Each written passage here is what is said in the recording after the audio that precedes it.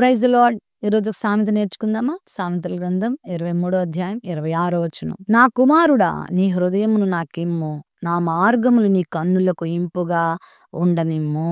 దేవుడు మనిషిని ఏమడుగుతున్నాడు? పువ్వులు తీసుకురా, ఫలాలు తీసుకురా, బంగారం తీసుకురా, వెండి తీసుకురా, ఆయన నైవేద్యం తీసుకురా, ఈ అర్పణ తీసుకురా అనట్లేదు. నా కుమారుడా, నీ హృదయం నాకివ్వు. మన హృదయం దేంతో నిండిపోయింది? మన హృదయంలో అయినా మంచి ఉన్నాయా?